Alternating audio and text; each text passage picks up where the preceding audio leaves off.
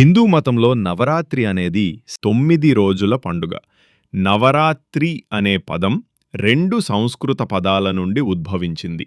నవ అంటే 9 మరియు రాత్రి అంటే రాత్రులు. పేరు సూచించినట్లుగా ఈ పండుగ 9 రాత్రులు మరియు 10 రోజులు ఉంటుంది.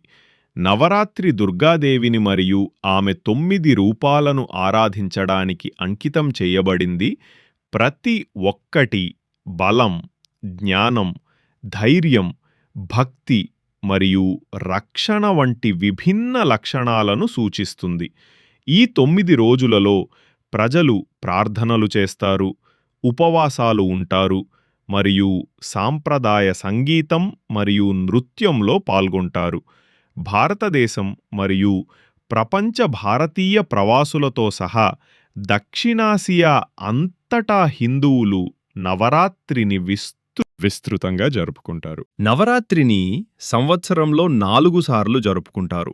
హిందూ క్యాలెండర్ నెలలైన చైత్ర, గ్రెగోరియన్ క్యాలెండర్లో మార్చి, April, Ashadha, June, July, Ashwina, September, October మరియు మాఘ, జనవరి, ఫిబ్రవరిలలో. ఆషాఢ మరియు మాఘ నవరాత్రులను గుప్త నవరాత్రి అని పిలుస్తారు. అశ్విన మాసంలో వచ్చే నవరాత్రులను శరద్ నవరాత్రి అని పిలుస్తారు మరియు ఇది చాలా విస్తృతంగా ఆచరించబడుతుంది. శరద్ నవరాత్రుల 10వ మరియు చివరి రోజున భారతదేశంలోని ఉత్తర మరియు పశ్చిమ రాష్ట్రాలలో దసరా జరుపుకుంటారు. అదనంగా నవరాత్రి చంద్ర క్యాలెండర్పై ఆధారపడి ఉంటుంది కాబట్టి కొన్ని సంవత్సరాలలో దీనిని 8 రోజులు జరుపుకోవచ్చు. 9వ రోజు దసరా ఉంటుంది. దుర్గా పూజ జరిగిన రోజే నవరాత్రి ప్రారంభమవుతుంది. ఇది రాక్షసరాజు మహిషాసుర సంస్కృత పదాల నుండి మహిష, గేదె మరియు అసుర దయ్యంపై దుర్గాదేవి విజయానికి అంకితం చేయబడిన 10 రోజుల పండుగ. భారతదేశంలోని వివిధ ప్రాంతాలలో నవరాత్రిని భిన్నంగా జరుపుకుంటారు. ఈ పండుగ ఆధ్యాత్మిక శుద్ధి మరియు మతపరమైన ప్రతిబింబం కోసం ఒక సమయం. కఠినమైన శాకాహార ఆహారాన్ని పాటించడం మరియు మద్యం మరియు కొన్ని రకాల సుగంధ ద్రవ్యాలకు దూరంగా ఉండటం ఆచారాలలో ఒకటి. సాత్విక ఆహారం, సాత్విక అంటే స్వచ్ఛమైనది, ఉల్లిపాయ, వెల్లుల్లి లేదా ప్రాసెస్ చేసిన పదార్థాలు లేకుండా తయారు చేసిన శాకాహార భోజనం మాత్రమే అనుమతించబడుతుంది. భక్తులు 9 రోజులలో ప్రతిరోజు సూర్యాస్తమయం వద్ద ముగిసే వరకు రోజంతా ఉపవాసం ఉంటారు.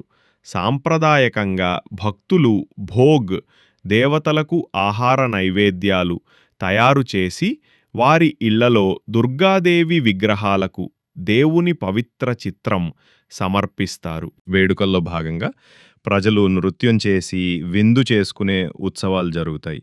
ముఖ్యంగా గుజరాత్లో గర్బా మరియు దాండియా రాస్ నృత్యాలు ప్రదర్శించబడతాయి. సాధారణంగా పండుగ యొక్క 9 రాత్రులు దైవిక స్త్రీ సూత్రం లేదా శక్తి యొక్క వివిధ అంశాలకు అంకితం చేయబడ్డాయి. ఈ నమూనా ప్రాంతాల వారీగా కొంతవరకు మారుతూ ఉంటుంది. సాధారణంగా పండుగ యొక్క మొదటి 3వ భాగము దుర్గాదేవి యొక్క అంశాలపై, 2వ, 3వ భాగము లక్ష్మీదేవిపై మరియు చివరి 3వ భాగము సరస్వతి దేవతపై దృష్టి పెడుతుంది. తరచుగా దేవతలకు మరియు వారి వివిధ అంశాలకు నైవేద్యాలు అర్పిస్తారు మరియు వారి గౌరవార్థం ఆచారాలు నిర్వహిస్తారు. ఒక ముఖ్యమైన ఆచారం కన్యా పూజ. కన్యా అంటే అమ్మాయి లేదా కంజక్. ఇది 8వ లేదా 9వ రోజున జరుగుతుంది. ఈ ఆచారంలో 9 మంది యువతులను దుర్గాదేవి 9 రూపాలుగా పూజిస్తారు.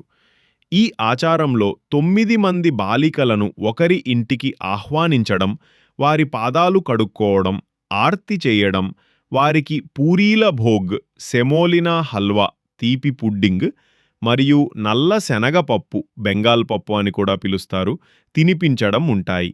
వారికి బహుమతులు మరియు దుస్తులను కూడా నైవేద్యంగా ఇస్తారు. బెంగాల్ మరియు అస్సాంలో ముఖ్యంగా ప్రాబల్యమున్న దుర్గాదేవి అనుచరులలో ఈ పండుగను దుర్గా పూజగా పిలుస్తారు.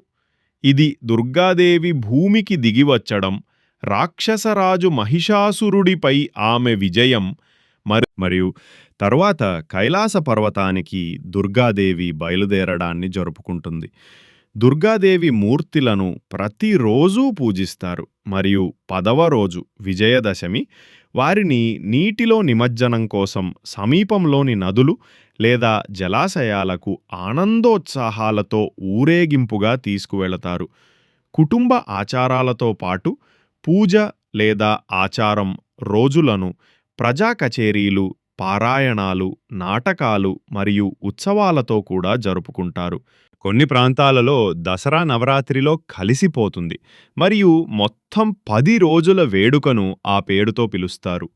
పండుగ అంతటా లేదా 10వ రోజుగా దుర్గాదేవి మహిషాసురుడిపై విజయం వంటి చెడుపై మంచి సాధించిన విజయాన్ని జరుపుకునే సమయం ఇది. అదేవిధంగా దసరా రాక్షసరాజు రావణుడిపై రాముడి విజయంతో ముడిపడి ఉంది. ఉత్తర భారతదేశంలో రామ్ లీలా, రాముడి నాటకం పండుగ యొక్క ముఖ్యాంశం. వరుస రాత్రులలో ఇతిహాసం యొక్క వివిధ ఎపిసోడ్లను యువ నటులు విస్తృతంగా దుస్తులు ధరించి మరియు ముసుగులు ధరించి నాటకీకరిస్తారు. ఈ పోటీ ఎల్లప్పుడూ భారీ బాణసంచాతో నిండిన రావణుడి దిష్టిబొమ్మలను కాల్చడం ద్వారా ముగుస్తుంది.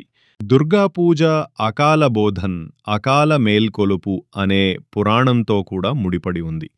దీనిలో దుర్గాదేవిని యోధుడైన యువరాజు రాముడు ఆవాహన చేస్తాడు. ఇది దేవతను ప్రత్యేకంగా కలిసే కాలాన్ని సూచిస్తుంది. హిందూ ఇతిహాసం రామాయణం రాముడి భార్య సీతను రాక్షసరాజు రావణుడు అపహరించడం మరియు ఆ తరువాత జరిగే యుద్ధం గురించి చెబుతుంది.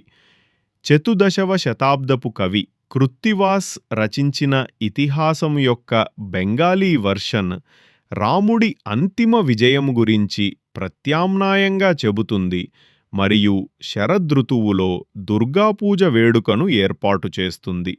ఇది సంవత్సరం ప్రారంభంలో పంట కాలంలో ఆచార పండుగ కాలం నుండి విచలనం.